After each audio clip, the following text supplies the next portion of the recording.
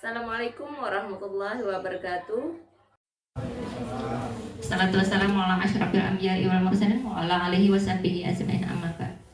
Puji syukur kehadiran Allah Subhanahu wa taala. Tak lupa kita panjatkan salawat dan salam kepada junjungan kita Nabi besar Muhammad sallallahu alaihi wasallam. Berkat rahmat dan karunia-Nya kita bisa berkumpul di tempat ini dalam keadaan sehat walafiat. Yang saya hormati Kepala Sekolah SMA Negeri 1 Tabunganen, Pak Rahmat Fadilah, SPD, MPD. Yang saya hormati Pak Wakakur, Wakil Kurikulum, Pak Eko Sudianto, SPD. Yang saya hormati Wakasek Kesiswaan, Pak Isa Ansari, SPD. Dan yang saya hormati Bapak dan Ibu yang berbahagia hari ini. Terima kasih atas kesempatannya, waktu, dan perhatian Bapak Ibu menghadiri diseminasi ini. Sebelum memulai acara diseminasi ini, saya akan membuat kesepakatan dengan Bapak Ibu terlebih dahulu agar acara berjalan dengan tertib. Yang pertama, ketika Bapak atau Ibu mau bertanya atau memberikan masukan, tanggapan, maka acungkan tangan terlebih dahulu. Jika ada rekan lain yang sedang bertanya, maka Bapak Ibu yang lain bisa menghormati dan menghargai untuk diam sejenak mendengarkan pertanyaan rekan yang sedang bertanya. Jika permisi, silahkan izin permisi. Bisa Bapak dan Ibu semua yang hadir di sini, kita sepakati kesepakatan ini. Terima kasih. Hari ini bagaimana kabar Bapak Ibu semua? Baik.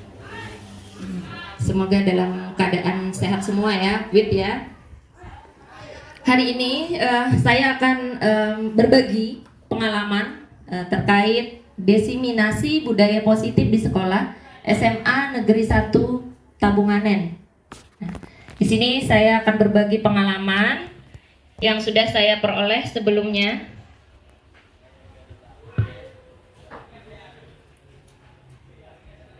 Nah, perkenalkan ini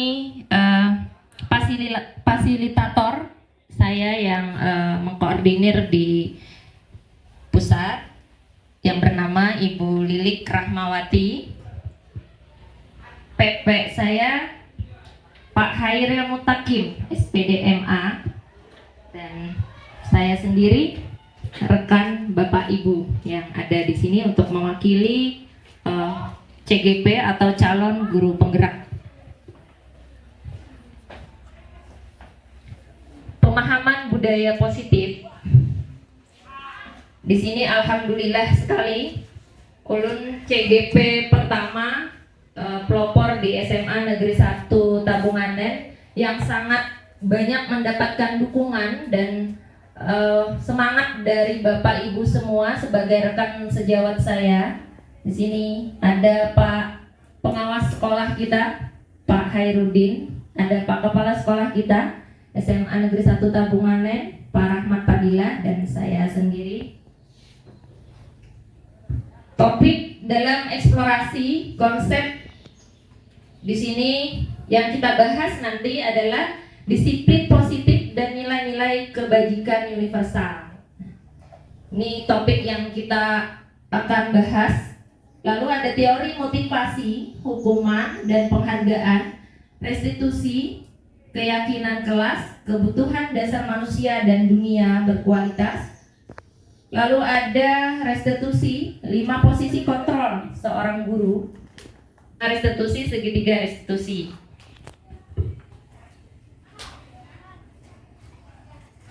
Nah, ini eksplorasi konsep yang pertama, disiplin positif dan nilai-nilai kebajikan universal. Bisa dilihat jelas Bapak Ibu yang ada di belakang? Bisa ya.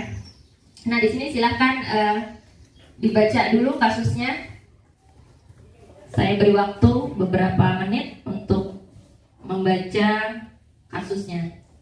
Sambil ulun bacakan mungkinlah. Ada A dan B, Anda dan teman Anda.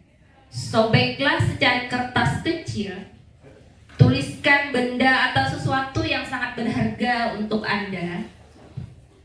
Letakkan di satu tangan Anda dan genggam benda atau sesuatu tersebut dengan segala daya. Ini, Bapak Ibu lagi membayangkan ada sesuatu yang berharga di genggaman tangan Bapak Ibu.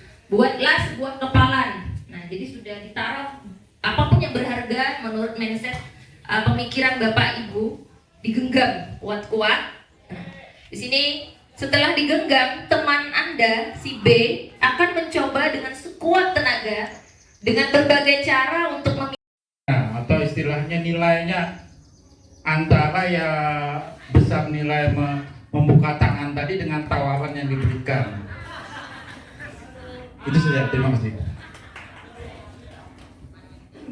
Ya, itu dua jawaban dari Bapak dan Ibu, perwakilan yang menjawab. Kalau Ibu Suraida tadi mempertahankan dengan kekerasan, pokoknya mempertahankan sesuatu yang berharga yang ada di genggaman Ibu Suraida. Kalau Pak Kadir tadi tergantung situasi, kondisi sesuatu yang berharga itu tadi apa ya. Jadi kita lihat di sini.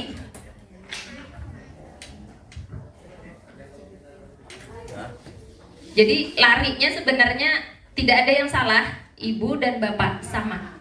Karena seseorang untuk mempertahankan itu tergantung dari diri sendiri.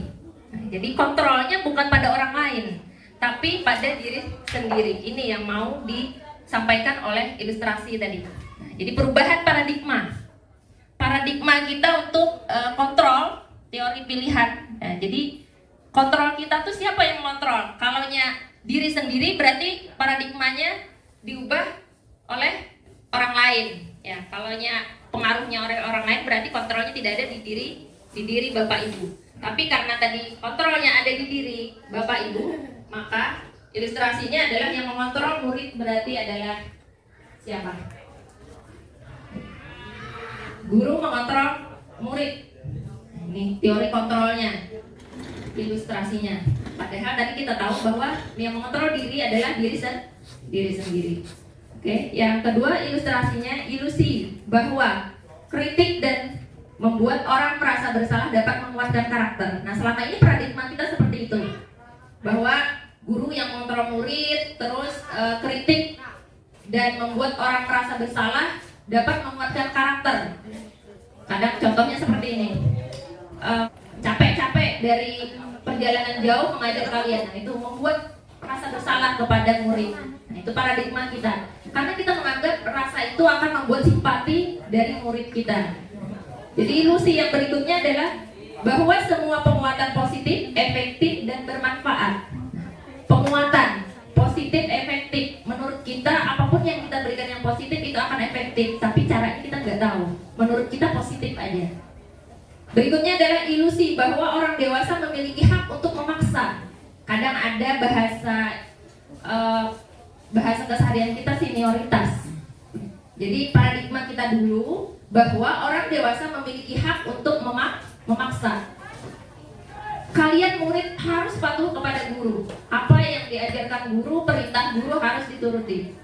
Kita guru kadang ada paradigma memaksa kehendak kita untuk dituruti karena menurut kita tadi adalah positif menurut kita. Nah, itu yang mau disampaikan dari genggaman tangan tadi. Berikutnya perubahan paradigma. Perubahan paradigma stimulus respon, teori kontrol atau teori pilihan. Siapa sesungguhnya yang memiliki kontrol? Stimulus respon. Ini stimulus responnya kita mencoba mengubah orang agar berpandangan sama dengan kita. Nah, jadi kadang ada kelompok-kelompok itu, kenapa di sekolah ada kelompok-kelompok? Karena mereka mencoba agar orang lain berpandangan sama dengan mereka. Padahal tadi teori pertama adalah kontrol itu adalah dari diri sendiri. Nah, tapi ada yang suka memberi pengaruh untuk supaya pandangan sama. Lalu bagaimana teori kontrolnya? Kita berusaha memahami pandangan orang lain tentang dunia.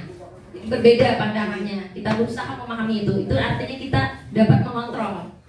Terus yang berikutnya, perilaku buruk dilihat sebagai suatu kesalahan. Nah, itu paradigma dulu. Stimulus responnya seperti itu.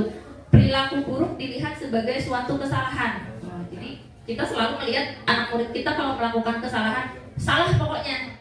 Pandangan kita salah aja. Padahal kadang di balik kesalahan itu ada sesuatu yang baik.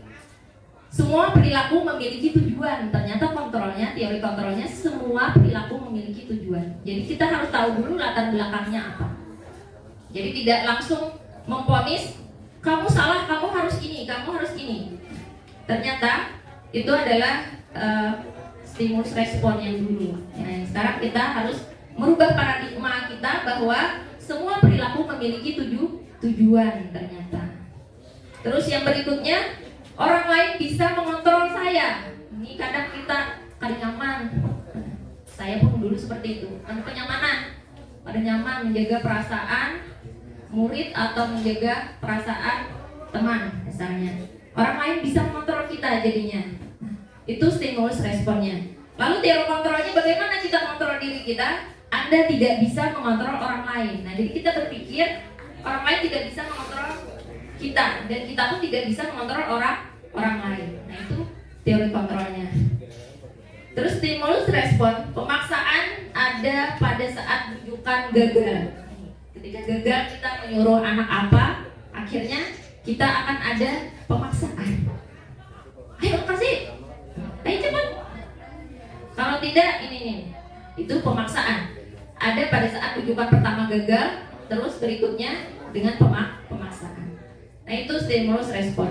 Lalu bagaimana teori kontrol? Perubahan paradigmanya yaitu kita harus berkolaborasi, konsensus menciptakan pilihan-pilihan baru. Nah, jadi kita berkolaborasi dengan rekan-rekan sejawat bagaimana pilihan-pilihannya.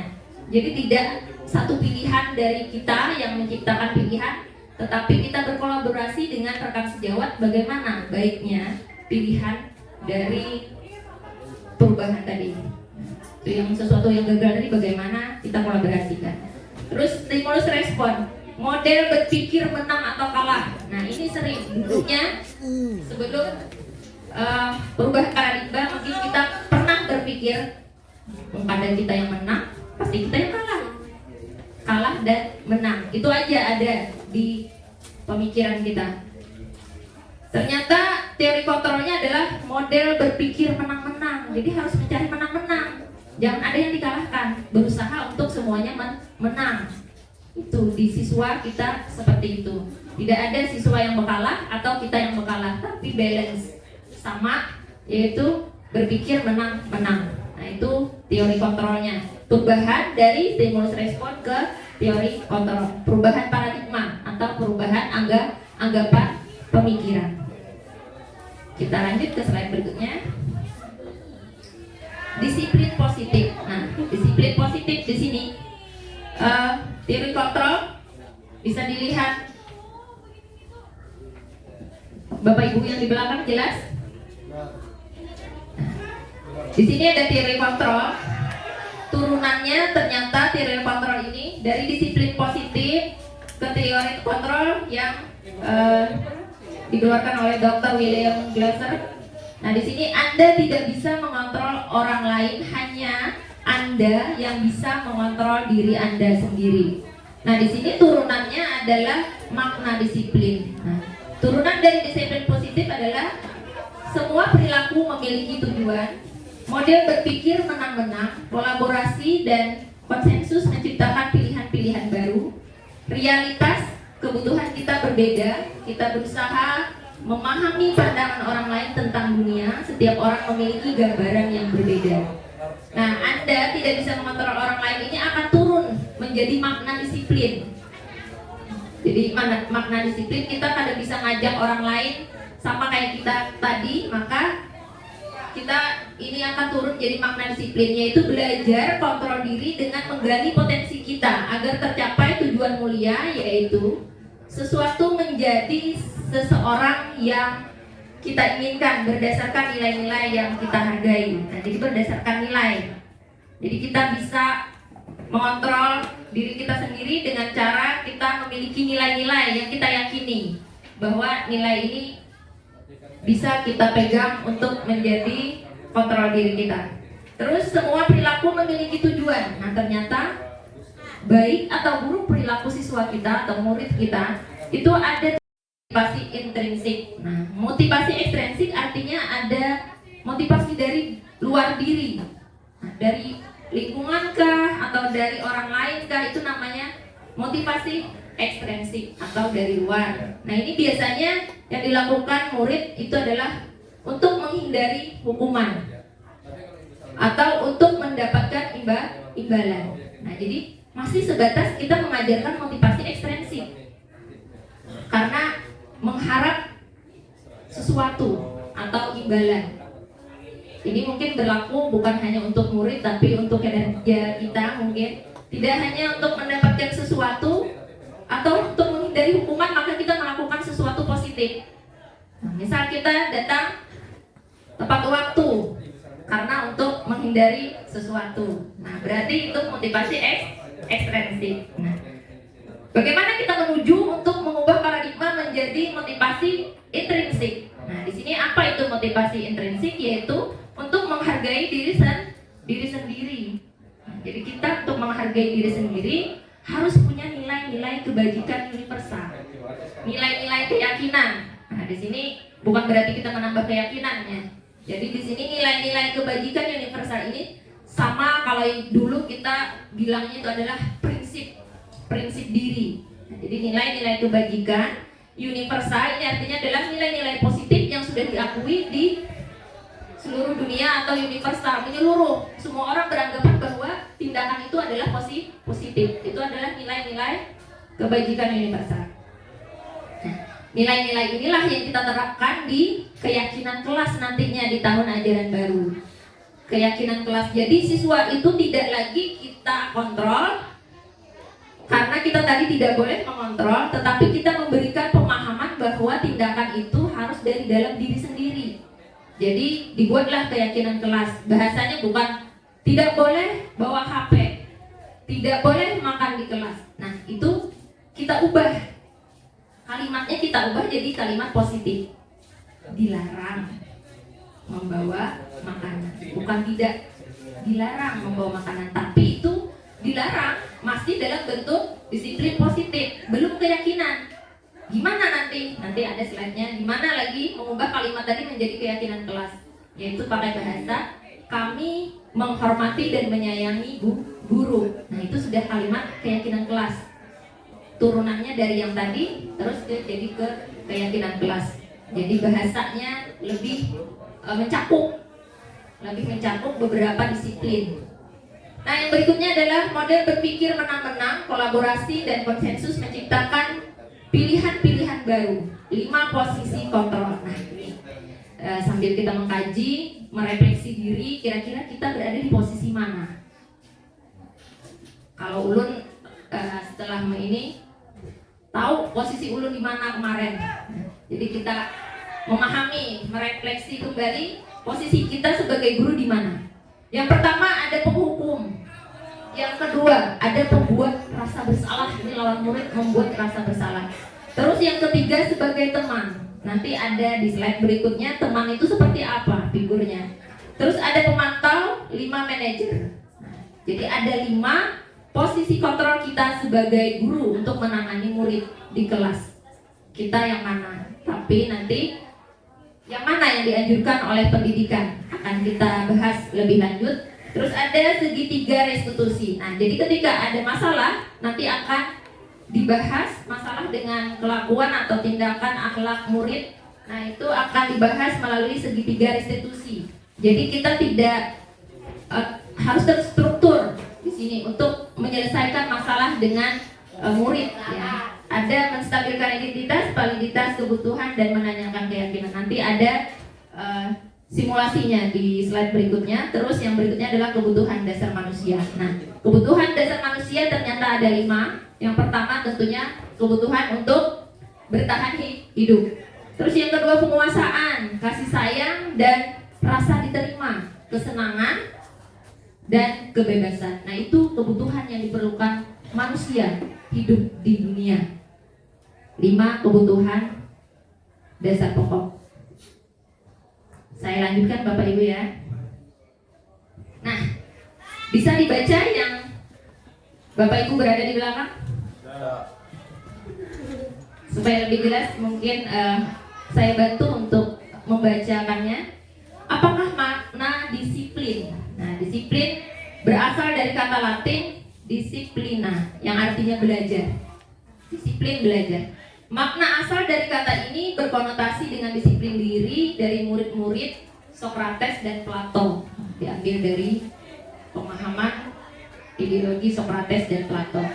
Disiplin diri membuat orang menggali potensinya menuju sebuah tujuan, apa yang dia hargai.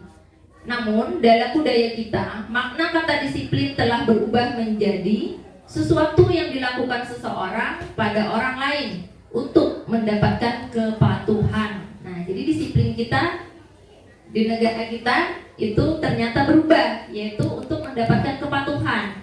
Padahal tadi disiplin adalah belajar. Awalnya di negara tetangga ujung sana itu artinya belajar, tapi setelah diadopsi di negara kita jadi sebuah kepatuhan, arti disiplin. Jadi sudah ya kayak kita main bisik-bisikan, yang pertama sumbernya benar, sampai ke ujung ada yang berkurang, ada yang bertambah. Ya, mungkin ilustrasinya seperti itu. Kecenderungan umum adalah menghubungkan kata disiplin dengan ketidaknyamanan. Jadi kalau kita mendengar kata disiplin sudah berasa tidak nyaman. Terus berikutnya bukan dengan apa yang kita hargai atau pencapaian suatu tujuan. Jadi kita disiplin itu bukan untuk mencapai suatu tujuan, tetapi karena ketidaknyamanan rasanya itu ketika mendengar disiplin. Nah itu untuk makna disiplin. Jadi awalnya makna disiplin adalah belajar, bukan membuat orang lain patuh.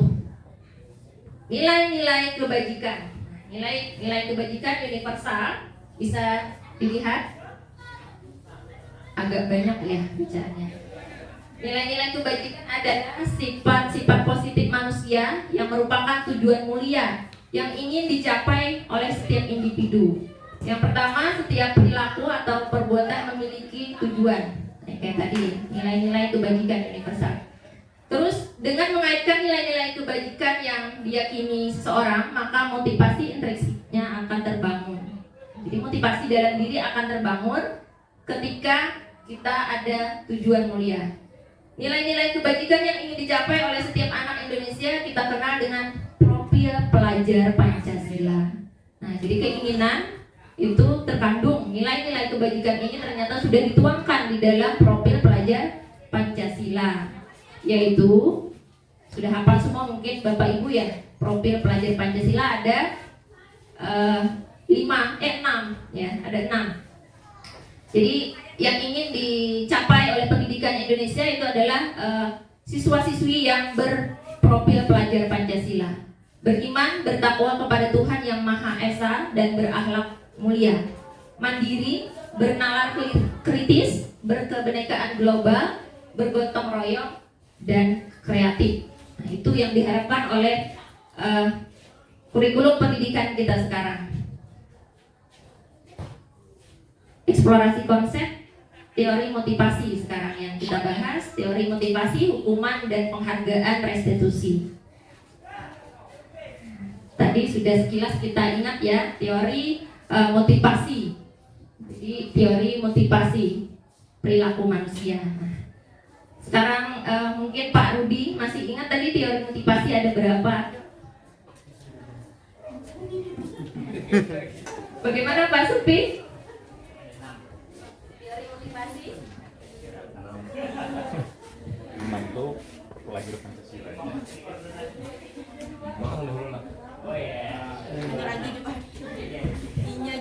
Ternyata belum fokus teman-teman ya. Ini Bu Jaki ingat deh. Motivasinya ada 2, motivasi eksternal sama internal. Betul sekali, Bu Jaki kita beri aplaus. Ternyata menyimak ya, Ibu Jaki walaupun multi talent berarti sambil main laptop bisa mengingat atau menangkap ya. 2 motivasi ekstrinsik dan intrinsik. Nah, dari luar diri dan dari dalam diri sendiri. Nah, motivasi eksternal di sini tadi sudah kita ulas di depan, yaitu untuk menghindari hukuman atau untuk mendapatkan imbalan. Nah, sedangkan motivasi internal itu adalah tujuan disiplin positif. Jadi untuk menjadikan orang, apabila saya melakukannya ini untuk menghargai diri saya sendiri, bukan untuk siapa-siapa. Saya disiplin untuk diri saya sendiri, saya berprestasi untuk diri saya sendiri. Jadi semuanya itu adalah motivasi intrinsik. Nah, ini kenal dengan foto Bapak ini. Ini bapaknya pendidikan kita di Indonesia, Bapak Ki Hajar Dewantara. Nah, ini yang pencetus pendidikan, memerdekakan pendidikan di Indonesia sehingga kita bisa pakai seragam seperti hari ini. Merdeka belajar karena jasa-jasa pahlawan kita yang satu ini, Pak Ki Hajar Dewantara. Apa arti merdeka menurut beliau? Filosofinya adalah tidak hanya terlepas dari perintah, akan tetapi juga cakap untuk membuat perintah diri sendiri. Nah, jadi merdeka menurut beliau adalah tidak hanya terlepas dari perintah siapa? Penjajah zaman dulu. Tidak hanya terbebas dari penjajah, ternyata kita harus juga cakap untuk memerintah diri sendiri. Jadi bagi orang yang suka tidur-tiduran, misalnya kayak murid kita lagi di kelas tidur-tiduran, apa segala macam, sebelum kita menelusuri ke latar belakang kenapa dia tidur-tiduran, maka kita akan berpikir bahwa oh, dia belum bisa memerintah dirinya sendiri untuk tepat waktu kah, untuk disiplin belajar kah. Nah, berarti belum merdeka. Masih terkungkung apa? Entah terkungkung pikirannya, entah terkungkung masalah keluarganya, berarti belum merdeka. Artinya orang yang tidak bisa memerintah dirinya sendiri belum disebut merdeka. Nah, itu menurut Ki Hajar Dewantara. Arti merdeka dalam dunia pendidikan. Dihukum oleh penghargaan. Nah, di sini yang dulu, paradigma dulu yang sering saya lakukan juga sebenarnya, bahwa untuk memotivasi murid untuk bersemangat belajar ataupun untuk melakukan prestasi itu adalah dengan penghargaan, atau bahasa kerennya itu adalah reward. Jadi selalu diiming-imingi dengan reward, hadiah. Ternyata kita dihukum oleh penghargaan. Kenapa ini dihukum oleh penghargaan? Kira-kira bisa Pak Ajri, kenapa ini ada judul dihukum oleh penghargaan?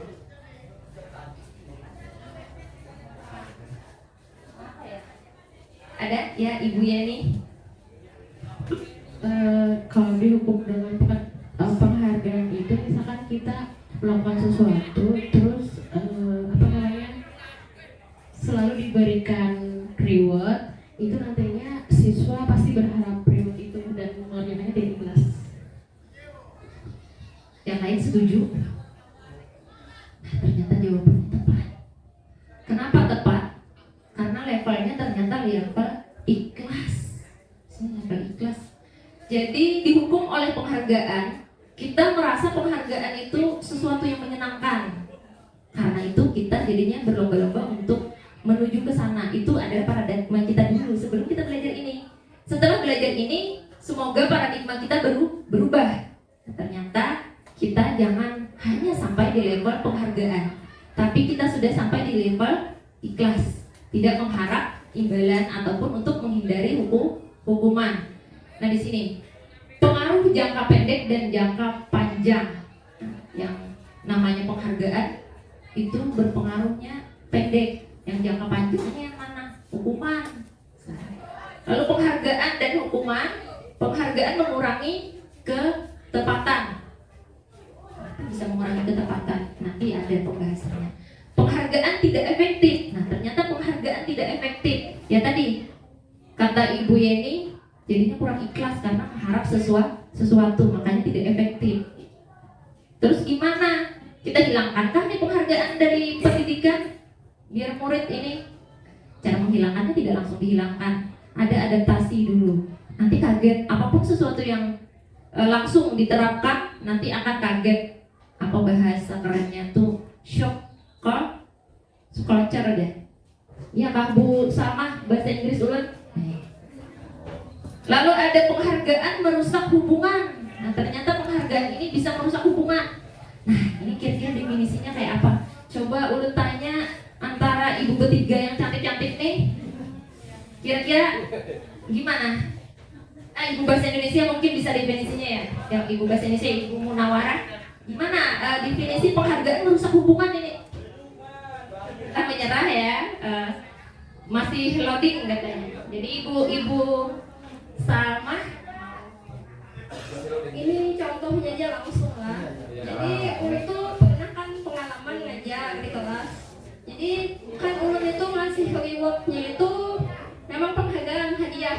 Bila ngejar ulun itu menjawab soal itu benar semua, ulun kasih misalnya hadiahnya poin misalnya berapa.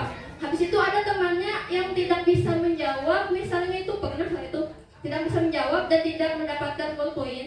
Lalu si teman B-nya ini jadi iri sama temannya yang A tadi. Oh itu tuh. Jadi dari situ penghargaan itu merusak hubungan. Ya jadi kita samakan aja sebagai guru.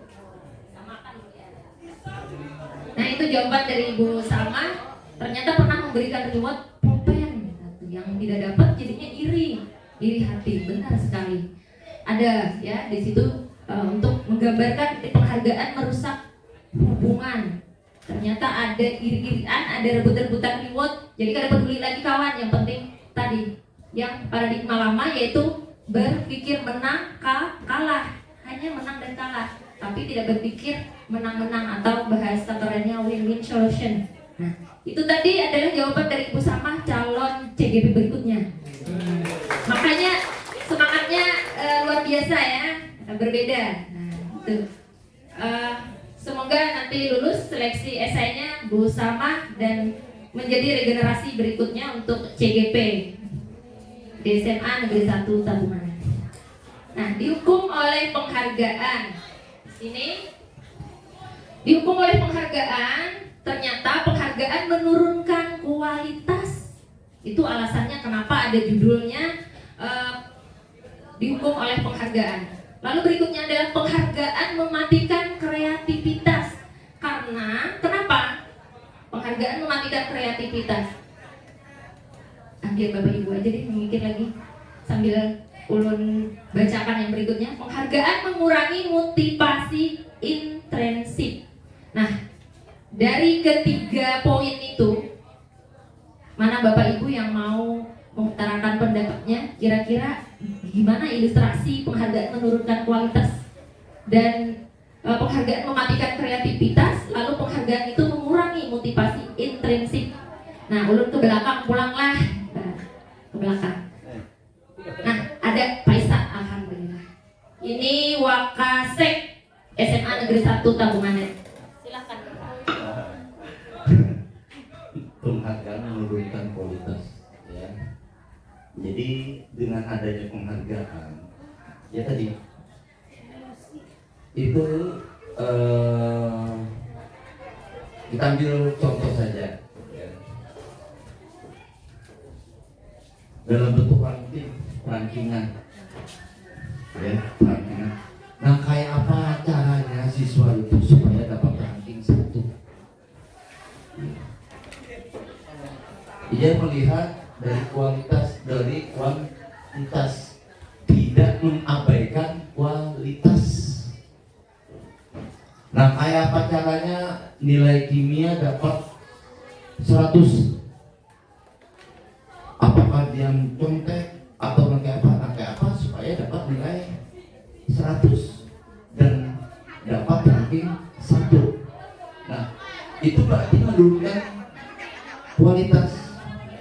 Kreativitasnya juga turun, mematikan kreativitas. Dia tidak berpikir macam-macam, pokoknya kayak apa supaya dapat penghargaan, supaya dapat ranking 1. Kayak apa caranya? Apakah manipulasi kawan kah atau kayak apa? Nah, tadi sebelumnya tadi bahwa penghargaan tadi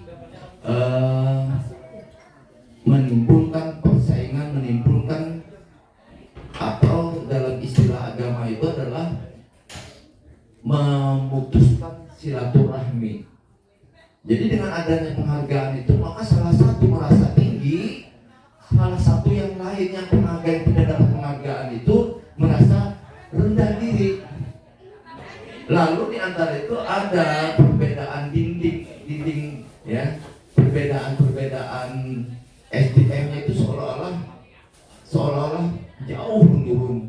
Yang ranking 1 misalkan merasa wah aku ini pintar, yang di bawah ranking, yang di bawah 10, yang di atas 10 itu merasa kurang pintar, padahal ranking 1 tadi itu, yang ranking 1 itu bukan berarti dia itu harus pintar. Ada ranking 1 ada yang namanya, yang seperti yang dikatakan Pak Kadir,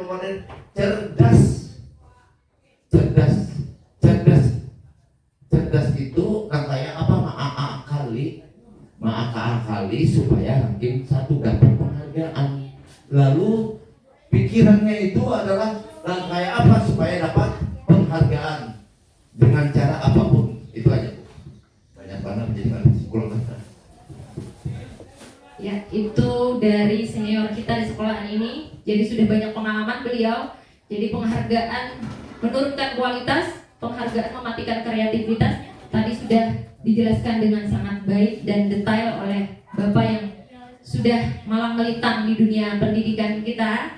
Kita beri aplaus dulu kepada Pak Isa. Ya, untuk mempersingkat waktunya kita geser lagi slide-nya, itu bentuk program kebajikan. Bagaimana bentuknya? Nah, ternyata remote tadi karena menurunkan kualitas, jadi dihukum oleh penghargaan. Bagaimana caranya?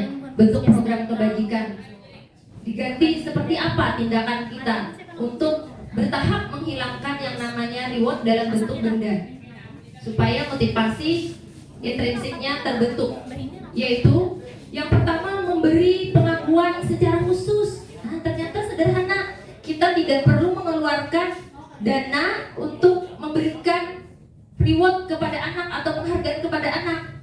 Ternyata tindakan yang disarankan oleh pendidikan kurikulum profil pelajar Pancasila adalah yang pertama, memberikan pengakuan secara khusus. Jadi bisa pribadi, misalnya nih kita wali kelas, terus itu murid kita panggil secara khusus nih dulu, yang secara khusus, selamat naklah, kamu sudah berhasil mendapatkan nilai yang baik, karena harusnya kedepannya tidak ada lagi perankingan. Jadi selamat nak ya, kamu di urutan pertama untuk nilai yang baik. Jadi secara khusus wali kelas menyampaikan secara pribadi. Terus yang berikutnya adalah pengakuan secara pribadi, khusus dan pribadi. Sama ya, jadinya memberi pengakuan kepada semua murid. Nah, jadi pas di lapangan kita upacara seni itu bisa disebutkan, jadi semua murid mendengar. Nah, disebutkan siapa yang berprestasi tadi dalam bidangnya masing-masing. Terus yang berikutnya adalah pengakuan secara konsisten. Nah, pengakuan secara konsisten ini artinya terus-menerus. Jangan ketika dapat penghargaan dari mana, menang apa, di situ aja, nanti dilupakan dia. Apalagi dia pas berbuat sesuatu yang tidak mengenakan pandangan mata dan perasaan kita, kebaikannya tadi hilang. Jadi konsisten, karena setiap manusia tadi bisa berbuat salah. Terus fokus pada proses itu fokus kita, tidak mementingkan hasil, tapi proses pembelajaran itu ternyata yang paling berkesan di dalam imaji anak itu adalah proses yang sangat melekat di dalam ingatan sampai akhirnya nanti dewasa, itu adalah proses. Sama mungkin kayak kita, proses dalam hidup yang paling kita ingat. Setelah hasil kita capai, kita nikmati aja, tapi yang paling diingat adalah berkesan proses. Contoh pengakuan atau apresiasi kebajikan, gimana kalimatnya? Nah, ini kalimatnya yang kita utarakan. Pembukaan kemarin kemarin saya perhatikan, mulai dengan kalimat seperti itu, nilai kebajikannya, rasa empatimu besar sekali. Misalnya dia lagi menolong temannya terluka, dia sigap menanggapi misal. Lalu kita akan memberi pujian itu tadi, yaitu secara khusus, secara di depan orang banyak. Nah, kita sebutkan kebaikannya. Lalu pada saat menolong murid baru di kelasnya, apalagi murid baru, nah situasinya itu tadi pada saat menolong murid baru. Jadi bagaimana kita mengapresiasi nilai kebajikannya? Ya tadi kemarin saya perhatikan rasa empatimu besar sekali. Terus berikutnya adalah pada saat kamu membantu teman-temanmu di tugas kelompok. Nah ini situasinya pas dia lagi membantu temannya di kelompok. Saya menghargai kepedulianmu untuk menolong teman misalnya. Lalu berikutnya adalah situasinya pada saat kamu memungut kertas-kertas yang berserakan di lantai. Kalimat apa yang dikeluarkan oleh guru? Sebaiknya adalah terima kasih untuk rasa tanggung jawabmu ya nak. Itu yang dikeluarkan untuk situasi seperti itu. Berikutnya, tindakan guru. Hukuman atau konsekuensi. Nah, di sini kita agak berpikir sejenak, Bapak Ibu ya. Hukuman atau konsekuensi. Kita mulai dari nomor 1 atau kalimat 1. Mencatat 100 kali di dalam buku kalimat. Saya tidak akan terlambat lagi karena terlambat ke sekolah. Saya tidak akan terlambat lagi karena terlambat ke sekolah. Mencatat 100 kali di dalam buku catatan itu, diperintahkan gurunya. Nah kira-kira ini hukuman apa konsekuensi? Coba kita refleksi dulu. Hukuman. Kita minta pendapat Pak Kepala Sekolah ya. Pak Kepala Sekolah, kira-kira hukuman atau konsekuensi Pak menurut Bapak? Yang mana nomor 1? Mencatat 100 kali di dalam buku kalimat, saya tidak akan terlambat lagi. Ini secara sederhana dapat kita pahami sebagai sebuah hukuman tadi. Cuma kalau di sini saya berpendapat kalau itu konsekuensi biasanya sebelumnya itu sudah ada kesepakatan. Oh misalnya apabila terlambat dihukum 100 kali. Itu namanya konsekuensi. Kebetulan dia terlambat, artinya dia harus konsekuen dengan kesepakatan tadi. Sedangkan hukuman ini mungkin dia sekehendak gurunya. Kalau guru menganggap salah, hukum aja langsung. Artinya tidak ada pembicaraan sebelumnya. Kalau ada pembicaraan sebelumnya berarti termasuk hukuman apa konsekuensi tadi. Kami sudah tahu. Nah, itu mungkin ada benar. Ya, beda-beda persepsi ya. Jadi hukuman dan konsekuensi. Lari mengelilingi lapangan basket 2 kali karena terlambat hadir di sekolah. Nah, kira-kira yang kasus kedua ini hukuman apa konsekuensi ya? Lari mengelilingi hukuman. Bu Yeni bilang hukuman. Lari mengelilingi lapangan basket 2 kali karena terlambat hadir di sekolah. Ini ulun agak percepat lah karena kita lihat hasil akhirnya untuk mempersingkat waktu karena ini kayaknya slide-nya ada banyak. Menggantikan kertas, murid diminta untuk push up 15 kali karena tidak menggunakan masker ke sekolah. Ini hukuman apa konsekuensi? Hukuman. Oke, kita kunci ya jawabannya, diingat sambil rekan yang lain mengingat jawaban fixnya tadi hukuman. Berikutnya mengganti kertas tugas teman yang telah dicoret-coret. Ini konsekuensi apa hukuman? Konsekuensi. Kunci jawaban. Membersihkan tumpahan air di meja tulis karena tersenggol pada saat belajar. Konsekuensi. Kunci jawaban. Murid disuruh untuk tidak mengenakan sepatu seharian di sekolah karena tidak mengenakan sepatu hitam. Hukuman. Kita kunci kata Mas Adi, hukuman. Lari mengelilingi lapangan basket 2 kali karena terlambat 10 menit untuk pelajaran PJOK. Hukuman. Kunci. Kunci ya, hukuman ya. Oke, sudah diingat jawaban masing-masing di dalam memori. Kita coba pemahaman kita tentang konsekuensi sejauh mana sebelum kita mempelajari teorinya. Jadi ini ibarat bahasa kata itu post-test awal, karena kita belum tahu teorinya. Jadi ini valid sekali jawabannya, valid karena belum ada penjabaran materi. Oke, kita cek. Nah, jadi yang pertama adalah hukuman. Nah, benar Pak Kepsek tadi bilang juga hukuman yang pertama, ya. Lalu yang kedua adalah lari mengelilingi lapangan 2 kali karena terlambat hadir di sekolah. Itu juga hukuman. Ini kita pasti bertanya-tanya, kenapa jadi hukuman? Nah, nanti kita bahas. Murid diminta untuk push up 5 kali, hukuman. Benar, yang menjawab hukuman tadi benar. Terus mengganti kertas, konsekuensi. Benar, tadi konsekuensi ya. Membersihkan tumpahan air di meja tulis karena tersenggol pada saat belajar, konsekuensi.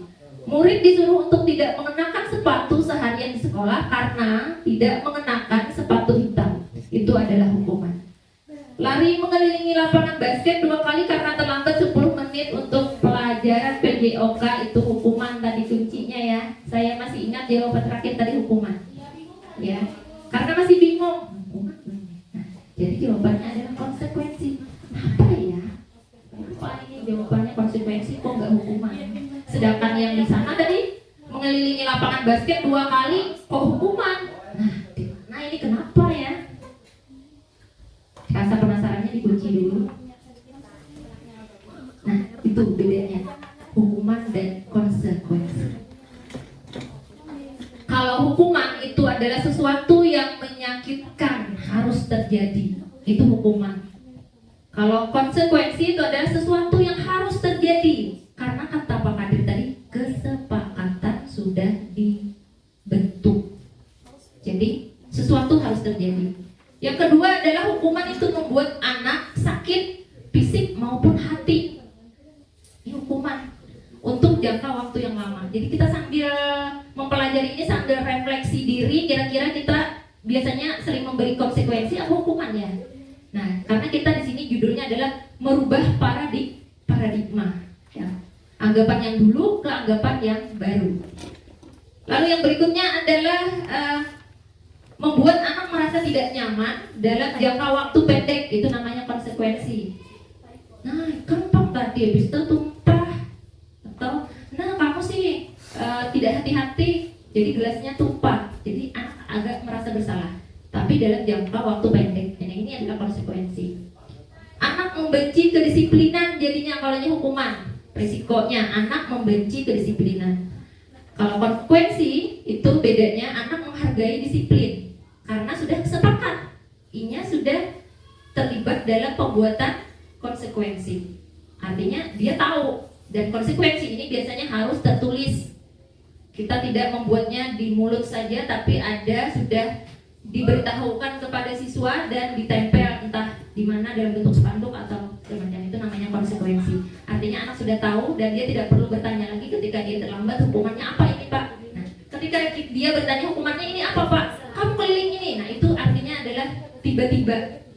Tiba-tiba itu namanya hukuman, bukan konsekuensi. Kalau konsekuensi dia sudah tahu karena sudah kesepakatan dan tertulis. Oh, berarti aku pada saat disuruh ini karena aku terlambat 10 menit aku mau memungut sampah. Konsekuensi. Konsep diri yang buruk. Nah, hukuman itu jadinya konsep diri mereka akan berubah jadi buruk. Nah, kalau konsekuensi, konsep diri akan menjadi baik karena disiplin dengan kesepakatan. Berikutnya, anak belajar untuk menyembunyikan kesalahan karena takut dihukum. Akhirnya efeknya adalah motivasi intrinsiknya tidak muncul, tapi malah kecurangan yang muncul karena menyembunyikan kesalahan, tidak jujur. Kalau lama-kelamaan sering menyembunyikan ketidakjujuran, maka akan jadi karakter. Itu yang tidak diharapkan kepada siswa kita. Konsekuensi, anak belajar untuk mematuhi peraturan. Nah, kalau konsekuensi, anak jadinya belajar mematuhi peraturan karena mereka juga ikut terlibat membuat konsekuensi. Terus berikutnya, marah, merasa bersalah. Nih anak yang habis dihukum, efeknya marah, merasa bersalah, dipermalukan, merasa tidak dihargai. Ini ternyata mental yang dikunci anak dari imbas hukuman. Marah, rasa bersalah, dipermalukan, merasa tak dihargai. Kalau konsekuensi bedanya dia akan kehilangan hak. Misalnya nih ulangan harusnya 1 jam waktunya, tapi karena dia terlambat 10 menit atau 30 menit, nggak ada penambahan waktu, jadi kehilangan hak selama 30 menit untuk menjawab soal. Konsekuensi. Terus dibuat tidak nyaman. Nah, dibuat tidak nyaman, diasingkan untuk sementara. Konsekuensinya kan, apalagi misalnya, ini kalau terlambat mengerjakannya di luar, diasingkan, tapi hanya untuk sementara. Itu konsekuensi. Nah, itu perbedaan antara hukuman dan konsekuensi. Kira-kira ada perubahan paradigma sudah Bapak Ibu? Perbedaan antara hukuman dan konsekuensi. Gimana Ibu Amanah? Bisa dibedakan antara hukuman dan konsekuensi? Alhamdulillah sudah bisa, kata Ibu Guru. Nah, berikutnya, apa itu restitusi? Nah, ini yang sering kita tindakan yang tidak beraturan untuk mengatasi suatu masalah di sekolah. Jadi karena kita belum tahu prosedurnya harus gimana, cara mengatasi anak yang melanggar disiplin, apa yang harus kita lakukan. Nah, lalu kita kadang ada kepikiran pintas gini, ya sudah langsung dilaksanakan. Nah, sedangkan kita tidak tahu dasar yang runtut yang benar untuk mengatasi permasalahan sekolah tersebut. Itu namanya adalah restitusi. Kalau dalam gambarnya nanti segitiga restitusi namanya. Jadi penyelesaian masalah untuk mengatasi pelanggaran disiplin oleh siswa, interaksi antar siswa dan guru. Ini namanya restitusi. Apa itu restitusi? Yaitu proses menciptakan kondisi bagi murid untuk memperbaiki kesalahan. Nah, jadi itu bisa diingat Bapak Ibu, restitusi artinya adalah menciptakan kondisi bagi murid untuk memperbaiki kesalahan. Ini restitusi. Jadi murid diarahkan untuk memperbaiki kesalahan. Tapi menurut versi dia sanggupnya apa? Bukan kita yang menentukan standar menyelesaikan masalahnya apa. Misal kalau anak melanggar disiplin ini, oh kamu harus ini, itu keputusan dari guru satu pihak. Tapi restitusi bedanya adalah anak yang memilih untuk menyelesaikan masalahnya, dia sanggupnya apa. Gimana ilustrasinya? Bisa kita lanjutkan. Nah, ini identitas gagal, identitas sukses. Hukuman. Tadi sudah kita bahas, hukuman sesuatu yang menyakitkan harus terjadi, konsekuensi sesuatu harus terjadi. Nah, restitusinya bagaimana? Restitusinya adalah merupakan pilihan. Nah, ini bertambah kolom tindakan yang harus dilakukan. Tadi kita konsekuensi sudah kita terapkan biasanya. Jadi kita nilai persekolahan yang mana? Apakah kita masih menerapkan hukuman, konsekuensi kah, atau sudah restitusi? Coba kita ingat-ingat lagi. Kegiatan kita biasanya dalam menegakkan disiplin anak atau murid itu di kolom yang mana? Hukuman, konsekuensi, atau restitusi? Nah, level sekolahan kita di mana? Kalau level sekolahan kita di hukuman masih, berarti kita tahap pertama adalah pindah ke konsekuensi. Kalau kita sudah mahir atau sudah terbiasa adaptasi dengan konsekuensi, maka kita bisa lanjut ke restitusi. Jadi penyelesaian masalah tidak dengan konsekuensi, tapi dengan restitusi. Karena konsekuensi tadi masih peraturan yang baku, yaitu peraturan yang timbal balik. Pokoknya bilangnya terlambat segini, tapi tidak ada pilihan dari murid. Nah, restitusi di sini menambahkan murid bisa memilih untuk memperbaiki kesalahannya apa. Tuh. Kita lanjutkan. Ciri-ciri restitusi itu ada 9. Bukan untuk menebus kesalahan, namun untuk belajar. Nah, ini untuk belajar dari kesalahan. Artinya anak tidak kayak kasus kemarin, tidak minder jadinya trauma, lalu tidak belajar dari kesalahan. Jadinya jadi trauma. Kenapa jadi trauma? Karena tidak belajar dari kesalahan, tapi malah diingat. Itu jadi trauma. Tapi seharusnya restitusi di sini mengajak untuk belajar dari kesalahan.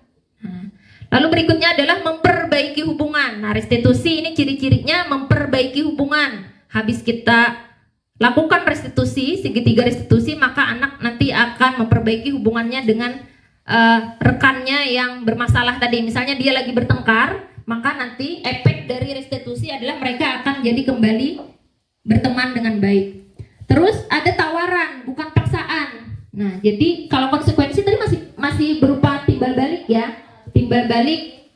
Nah, kalau restitusi di sini dia sudah ada pilihan. Nah, restitusi menuntun untuk melihat ke dalam diri, restitusi mencari kebutuhan dasar yang mendasari tindakan. Nah, jadi kita melakukan restitusi ini adalah untuk mendasari tindakan, cara yang paling baik pada karakter bukan tindakan. Nah, jadi kita membentuk karakter di sini. Restitusi fokus pada solusi, bukan hukuman ataupun konsekuensi. Restitusi mengembalikan murid yang berbuat salah kepada kelompoknya. Nah, jadi dia percaya dirinya masih ada. Ketika kita melakukan restitusi, anak bisa kembali lagi ke kelompoknya dengan percaya diri yang masih sama, tidak minder, karena tidak ada hukuman dan tidak ada pengasingan. Konsekuensi tadi masih ada pengasingan walaupun hanya jangka pendek. Kalau restitusi tidak. Itu bedanya antara hukuman, konsekuensi, dan restitusi. Eksplorasi konsep keyakinan kelas. Nah, ini adalah materi terakhir, keyakinan kelas. Ini tujuan kita. Tapi sepertinya muka Bapak Ibu sudah lelah sekali karena materi ini memang sangat banyak. Harusnya 1 jam selesai. Nah, mungkin ini agak molor. Jadi kita ice breaking dulu Bapak Ibu ya, biar semangatnya kembali lagi, kembali semangat untuk menyerap materi berikutnya. Nah, apa ice breakingnya? Kita ikuti instruksi saya. Pia apa sekarang? Pia wadai, pia sekarang. Minum kopi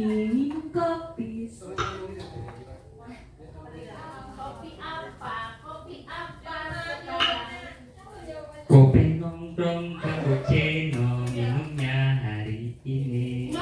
Hari ini hari minggunya di pasar. Pasar minggu. Pasar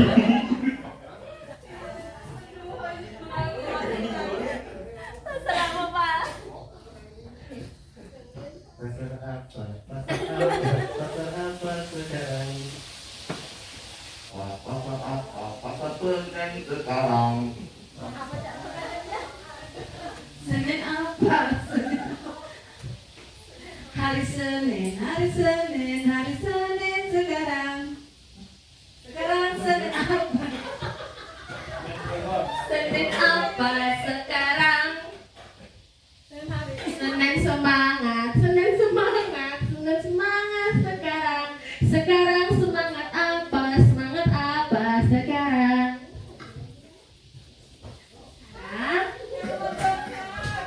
Semangat pelatihan sekarang.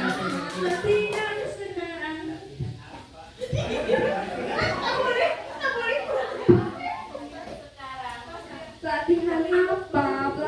apa sekarang?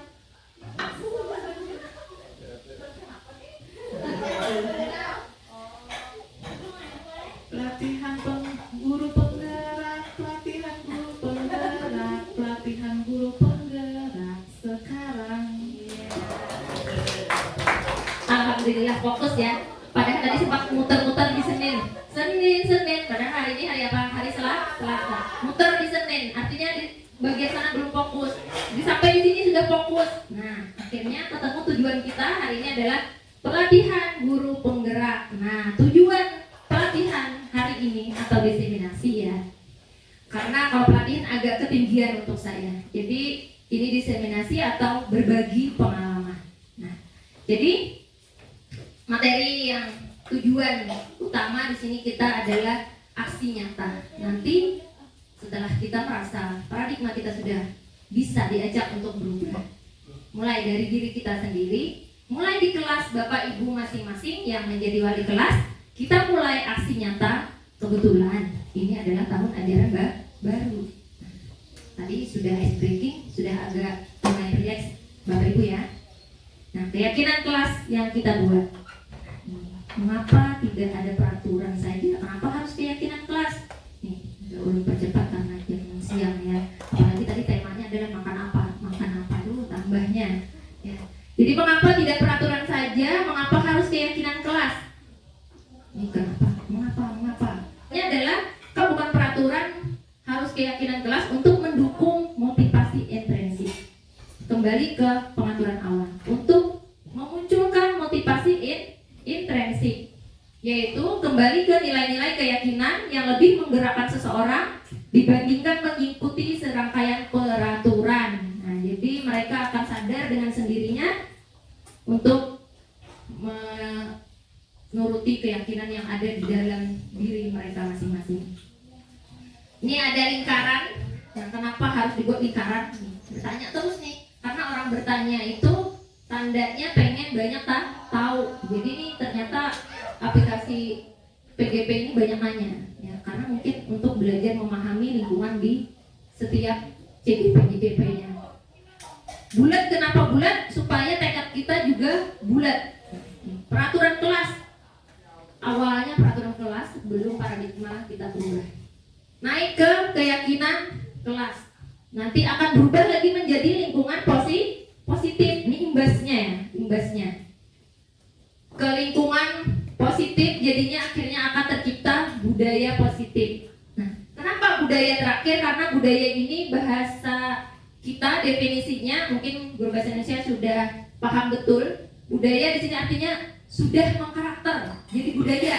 Nah, jadi awalnya hanya lingkungan positif, dimulai dari peraturan ke kelas. Awalnya kita hanya punya peraturan kelas, kada boleh makan di kelas, kada boleh mencontek. Naik level kita ke keyakinan ke kelas. Bahasanya tadi lebih merangkum dari beberapa peraturan kelas. Ketika kita bisa sudah menjalankan keyakinan kelas, nanti akan terbentuk dengan sendirinya lingkungan positif. Setelah lingkungan positif terbentuk, nanti akan naik level lagi, budaya positif akan tercipta di ekosistem lingkungan SMA Negeri 1 Tabunganen. Amin ya rabbal alamin. Itu kesepakatan kelas. Bisa Bapak Ibu amati dulu perbedaannya dengan kesepakatan kelas dengan keyakinan kelas.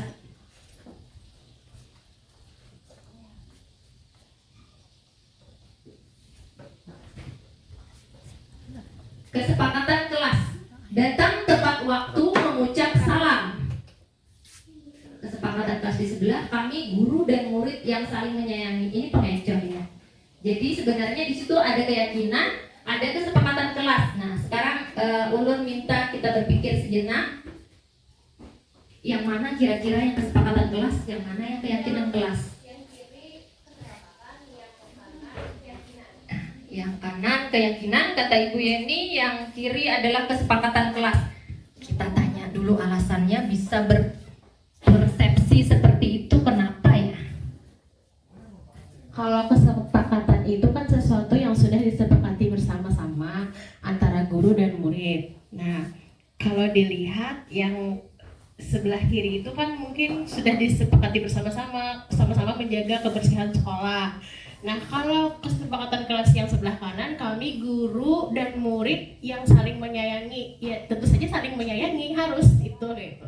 Jadi yakin bahwa saling menyayangi. Kadang mungkin seorang guru dan murid itu suka berantem segala macam kan nggak mungkin gitu. Meskipun siswa itu dibentuk dari berbagai berbagai latar belakang yang berbeda. Jadi menurut ulun disclaimer. Membedakan antara kesepakatan kelas dengan keyakinan kelas ini menurut analisa saya. Kalau kesepakatan kelas itu kemungkinan yang setujunya masih tingkat setujunya itu lebih sedikit. Kalau yang keyakinan kelas itu kebanyakan sudah hampir 100% setuju, limit mendekati setuju. Tapi ketika kesepakatan ini belum tentu, masih ada mungkin yang kada setuju. Itu pendapat saya untuk membedakan kesepakatan dengan keyakinan.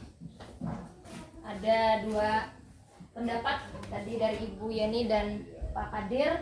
perbedaan antara kesepakatan kelas dan keyakinan kelas. Nah, tadi di awal sudah ulun kasih kisi-kisi ya.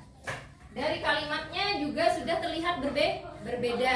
Nah, di sini ada menggunakan kalimat mencakup universal, mencakup beberapa dari kesepakatan. Nah, benar sekali tadi kesepakatan itu adalah hasil dari kesepakatan di sini.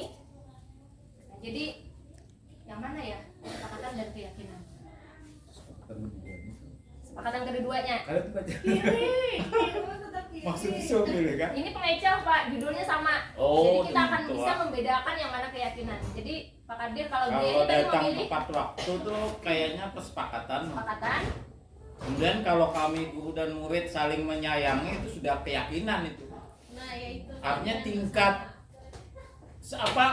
sekiblat lah, sama setuju nih kebanyakan.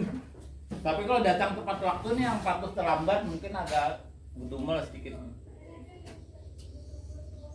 ya, betul sekali. Keduanya Bapak dan Ibu sampai di materi akhir ini ternyata jawaban kedua-duanya benar. Ini indikator yang sangat memuaskan untuk saya. Artinya sudah dapat kita kategorikan memahami perbedaan kesepakatan dan keyakinan kelas. Nah, berarti kita tinggal aksi nyatanya karena sudah tahu perbedaan kesepakatan dan keyakinan. Nah, ini kita kalau bisa level keyakinan. Kenapa di sini keyakinan? Kami guru dan murid yang saling menyayangi. Yakin. Ini yakin. Yakin di sini bisa mencakup datang kalaunya dia sudah saling menyayangi, maka dia akan dengan sendirinya akan datang tepat waktu. Lalu menjaga kebersihan sekolah. Kira-kira indikatornya nih gabung A apa B apa C, Bapak Ibu. Menjaga kebersihan sekolah, berdoa sebelum dan sesudah kegiatan, aktif dalam pembelajaran. Nah, di sini masuk yang mana? Menjaga kebersihan sekolah, berarti masih A, yaitu sayang. Kalau dia sudah sayang, kalau kelasnya tidak bersih dia akan malu ketika gurunya masuk. Nah, nanti ini dia akan bersih-bersih dengan sendirinya. Berdoa sebelum dan sesudah kegiatan, aktif dalam pembelajaran. Nah, kalau aktif dalam pembelajaran kira-kira masih masuk A, B, apa C?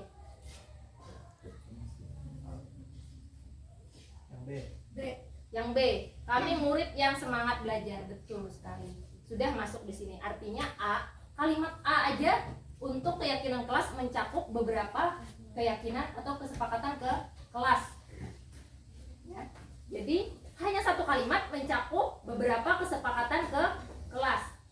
Membuat di kelas masing-masing, ditempel di tembok kelas keyakinan kelasnya. Jadi bahasanya adalah keyakinan kelas, tapi pakai bahasa kami guru atau kami murid. Ketika itu yang dilakukan oleh murid saja. Ketika dilakukan oleh guru dan murid, maka kalimatnya adalah kami guru dan murid yang saling menyayangi. Saling menghargai.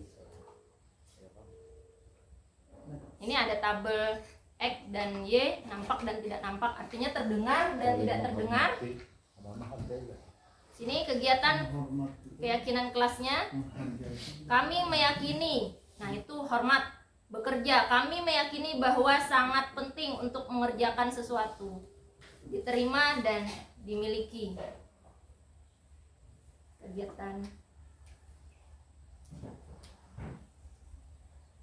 Nah ini yang tabel T-nya, hormat, datang tepat waktu, tidak tampak sepertinya adalah sering hadir terlambat. Nah ini tidak tampak seperti menghormati. Ini tabel C. Tidak tampak seperti menghormati, yaitu kelakuan atau tindakan yang dilakukan oleh murid adalah sering hadir terlambat.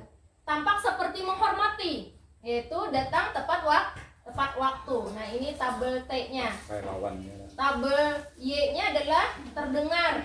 Artinya kalimat dari keyakinan kelas itu terdengar, terlihat, dan perilaku. Ada 3 indikator untuk membuat keyakinan kelas.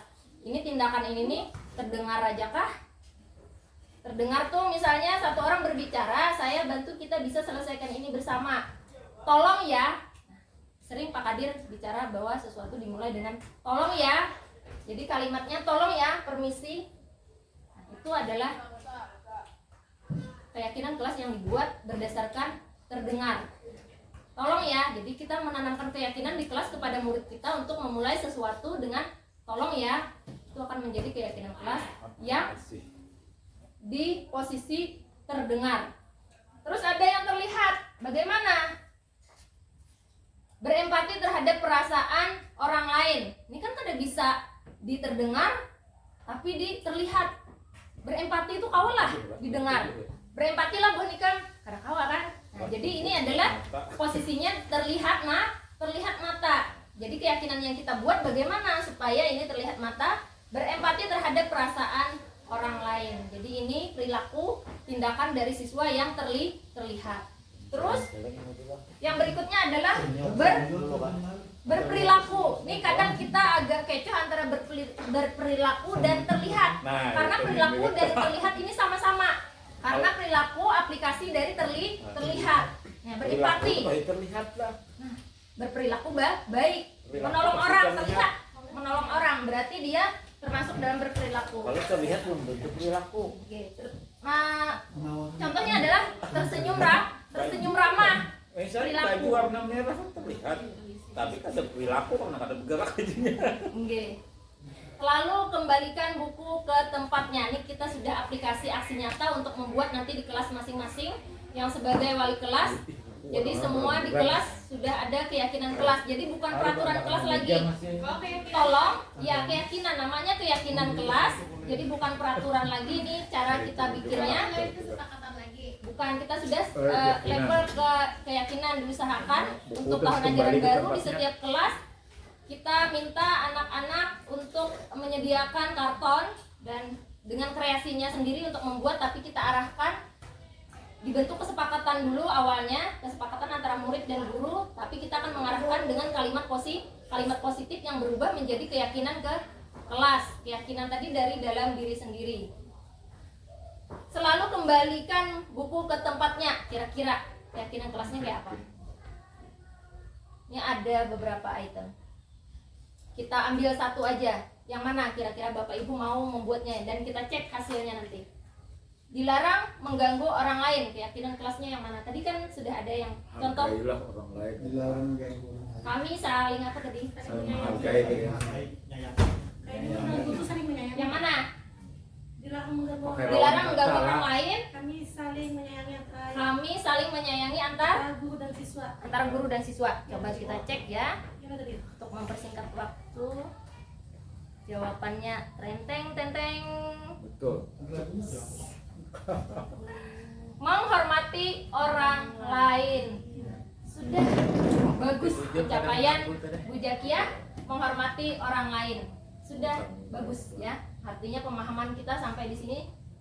Selalu kembalikan buku ke tempatnya. Tadi adalah tanggung jawab. Kami siswa yang bertanggung jawab. Tinggal ditambahi kami siswa yang bertanggung jawab. Itu keyakinan kelas. Dilarang melakukan kekerasan. Keyakinan kelasnya adalah keselamatan. Kami menjaga keselamatan dan menghormati orang lain. Nih. Dilarang menggunakan narkoba. Keyakinan kelasnya adalah kami menjaga kesehatan. Ini keyakinan kelasnya. Ada yang ditanyakan sampai di sini Bapak Ibu? 5 kebutuhan dasar manusia. Tapi ini kita sudah paham ya, kebutuhan dasar manusia ada berapa tadi Bapak Ibu?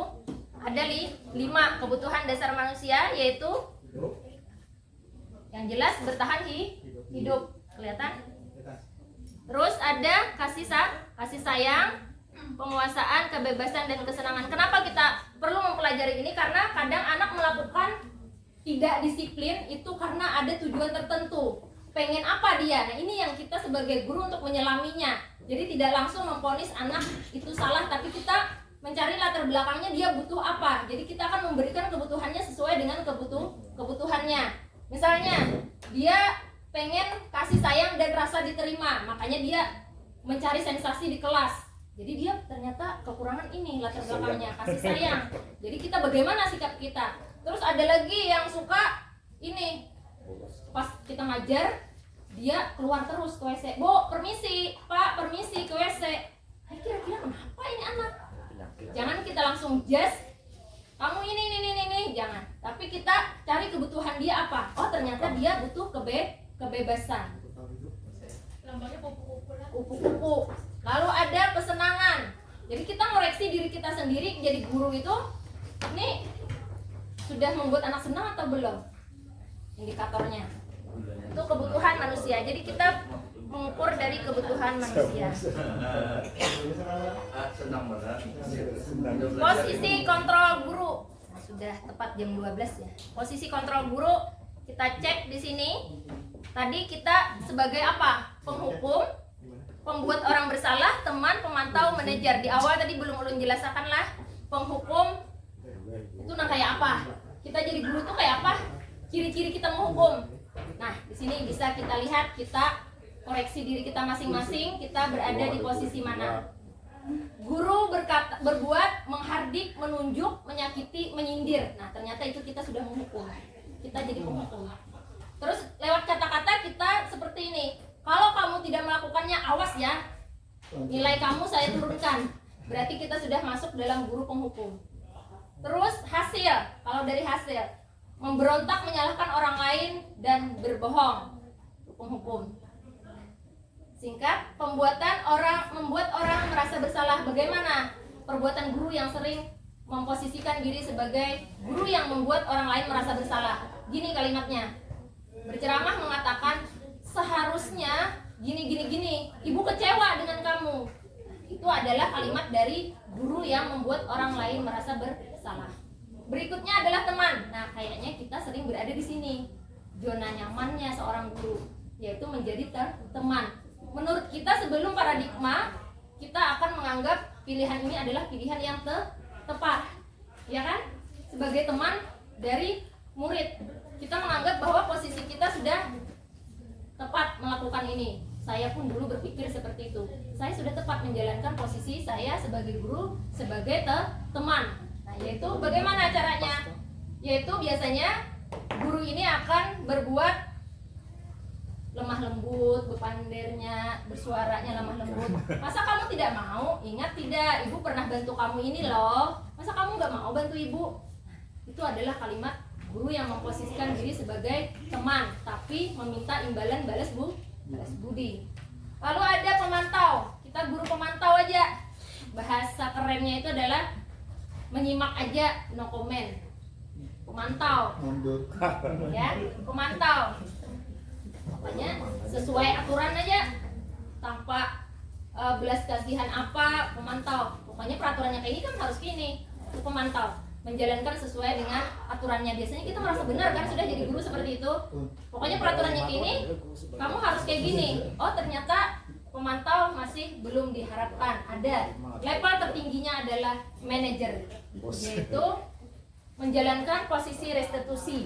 Manajer di situ tadi adalah mengajukan pertanyaan-pertanyaan sebelum menentukan apa yang dilakukan anak untuk memperbaiki diri. Pertanyaannya, saya kecewa sekali dengan kamu. Tadi itu termasuk apa?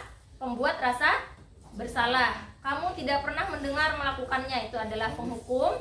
Teman adalah ayolah lakukan demi bapak ibu. Kelihatan nggak? Teman. Nih. Jadi kita ingat-ingat kalimat kita keluarkan sering yang mana. Bagaimana kamu bisa menyelesaikan masalah ini? Nah, ini adalah manajer. Kalimat manajer. Kita kan maunya jadi manajer. Di sini diarahkan untuk jadi manajer. Jadi ketika ada tindakan siswa yang tidak disiplin, maka kita keluarkan kalimat ini. Bagaimana kamu menyelesaikan masalah ini? Tanggung jawab. Jadi kamu gimana untuk memperbaikinya, gimana? Nah, ini adalah manajer. Tapi ketika kita mengeluarkan kata-kata ini, ayolah lakukan demi ibu. Nah, ini adalah hanya sebagai teman. Terus ini, kamu tidak pernah benar ya melakukan sesuatu. Ini adalah penghukum. Lalu yang baik yang mana, Bu? Yang disarankan oleh pendidikan kurikulum kita sekarang adalah manajer, Pak. Jadi apapun tindakan tidak disiplin siswa, maka kita keluarkan kalimat ini diawali dengan bagaimana kamu menyelesaikan masalah ini. Bagaimana kamu kan sudah berbuat ini, bagaimana kira-kira kamu untuk menebus kesalahanmu. Jadi ada pilihan dari mereka dan mereka yang menentukan pilihan dari sanksinya tadi. Bergerak antara peraturan pemantau, konsekuensi, nilai-nilai manajer, dan memperbaiki. Ini peraturan pemantau, konsekuensi, atau hadiah. Nah, kita bergerak di antara ini, kita menuju ke sini. Nilai-nilai kebajikan tadi yang kita yakini, kita tanamkan kepada siswa. Terus posisi kita yang diharapkan adalah manajer, bukan teman lagi, manajer. Manajer itu biasanya mencari latar belakang dulu kenapa ini. Jadi bagaimana tindakan manajer, yaitu tadi menjalankan restitusi. Nah, ini restitusi. Semoga ini slide yang terakhir. 5. Segitiga restitusi. Nah, ini yang dilakukan tindakan oleh manajer. Jadi ketika anak melakukan pelanggaran, kita panggil dulu face to face. Jadi dipanggil, tidak di depan umum. Dipanggil face to face, lalu kita jalankan segitiga ini. Yang pertama urutannya yang mana? Yang pertama adalah menstabilkan identitas. Bagaimana caranya menstabilkan identitas? Ini jangan tepu huruf Bapak Ibu lah, karena ini runtun. Jadi harus dimulai dari menstabilkan identitas. Jadi ketika anak melakukan pelanggaran disiplin di kelas, dipanggil dulu, jangan dimarahi di kelas. Dipanggil secara face to face, lalu menstabilkan identitasnya. Bagaimana caranya? Kata-katanya yaitu ini. Setiap orang pasti pernah melakukan kesalahan, nak. Nah, setiap orang memang pernah melakukan kesalahan. Kamu bukan satu-satunya yang pernah melakukan kesalahan ini. Nah, itu kalimatnya. Kamu bukan satu-satunya yang melakukan kesalahan ini. Terus dilanjutkan ke validitas kebutuhan. Ini kan kebutuhan manusia tadi ada berapa Bapak Ibu? Ada 5. Nah, ini kita mencari kebutuhannya apa si siswa. Pertanyaannya gimana? Kamu tentu punya alasan ya melakukan itu. Nah, kita dengarkan ini menjabarkan, terus kita kembali ke langkah sisi berikutnya, yaitu menanyakan keyakinan. Menanyakan keyakinan.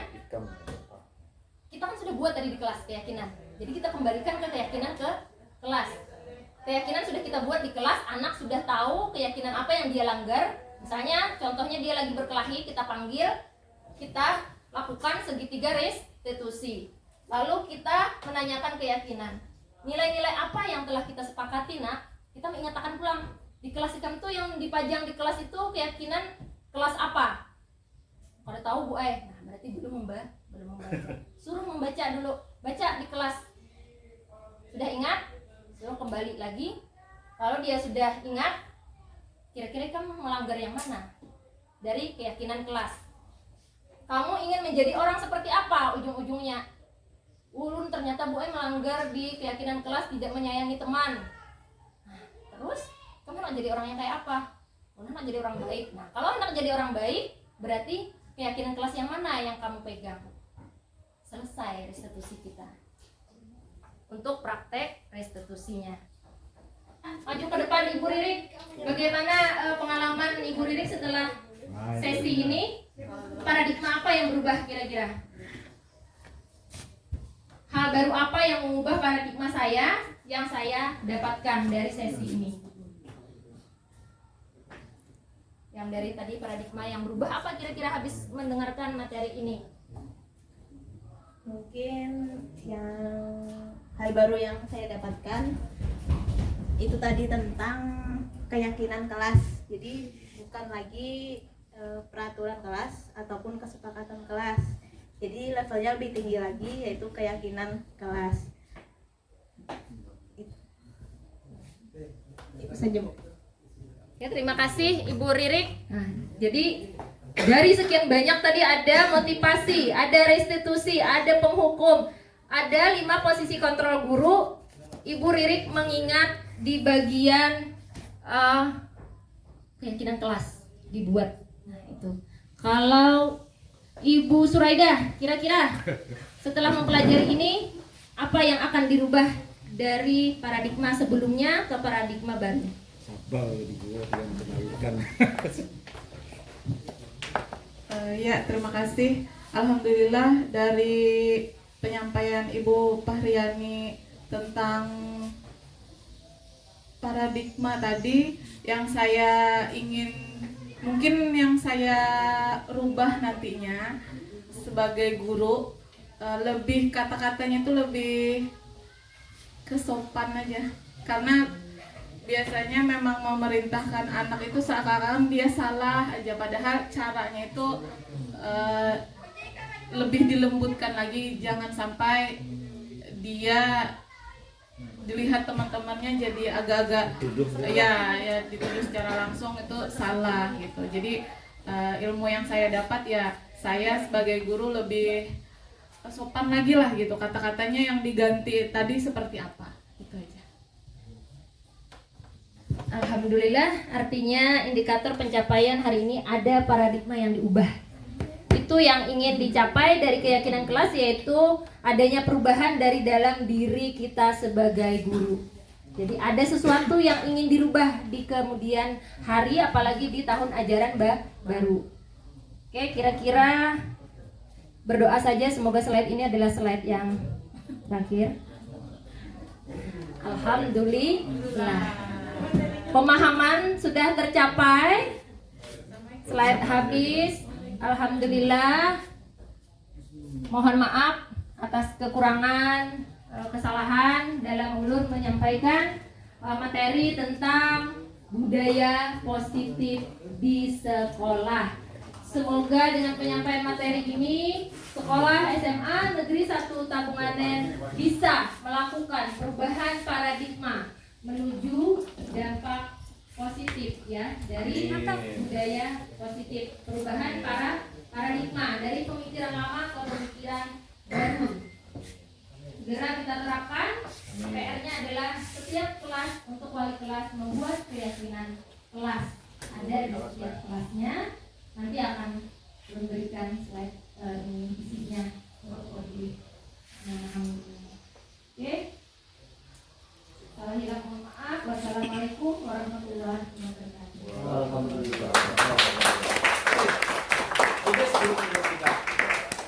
Mantap. Sukses.